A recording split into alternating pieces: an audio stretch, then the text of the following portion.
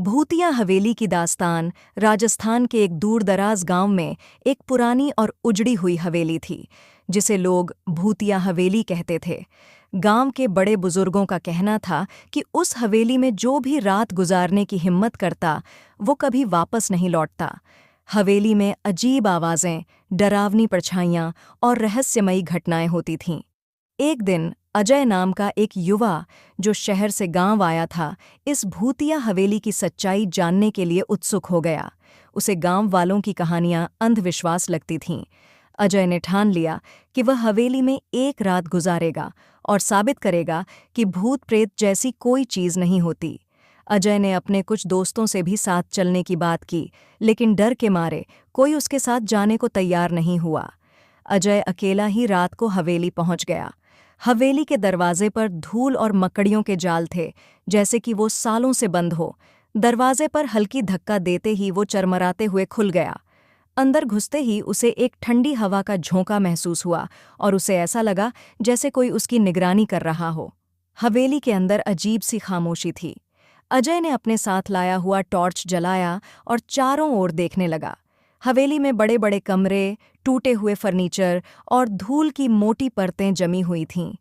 हर कदम के साथ उसे लगता जैसे कोई अदृश्य ताकत उसे देख रही हो।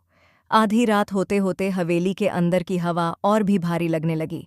अचानक उसे सीढ़ियों पर किसी के चलने की आवाज़ सुनाई दी। पहले उसने सोचा कि ये उसका वहम है, लेकिन आवाज़ें तेज होती गईं। अजय ने हिम्मत जुटाई और आवाज़ की दिशा में बढ़ने लगा। जैसे ही वह ऊपर की मंजिल पर पहुंचा, उसे एक दरवाज़ा बंद होने की आवाज़ आई। वह दौड़कर उस कमरे तक पहुंचा और दरवाज़ा खोला। अंदर का दृश्य देखकर उसकी सांसें थम गईं। कमरे के बीचों बीच एक पुराना आईना था, जिसमें एक काली परछाई उसे घूर रही थी। अचानक आईने से खून टपकने लगा और वो परछाई आईने से बाहर निकलने लगी। अजय की टांगें कांपने लगीं, पर उसने किसी तरह दौड़कर हवेली से बाहर निकलने की कोशिश की। जैसे ही वह मुख्य दरवाजे के पास पहुंचा, दरवाज़ा अपने आप बंद हो गया। अब हवेली के हर कोने से चीखने की आवाज़ें आने लगीं। अजय ने कई बार दरवाज़ा खोलने की कोशिश की, लेकिन वो टस से मस नहीं हुआ। उसकी सांसें फूलने लगीं और तभी उसे अपने पीछे किसी के होने का एहसास हुआ।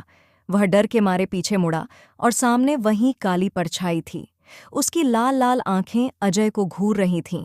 इससे पहले कि अजय कुछ कर पाता, वो परछाई उसकी ओर बढ़ी और उसकी चीखों से हवेली गूंज उठी। अगले दिन गांव वाले हवेली के बाहर इकट्ठा हुए, लेकिन अजय का कोई निशान नहीं मिला। हवेली के बाहर बस उसकी चप्पलें पड़ी थीं और हवेली से आती खामोशी ने फिर से एक नई कहानी जोड़ दी,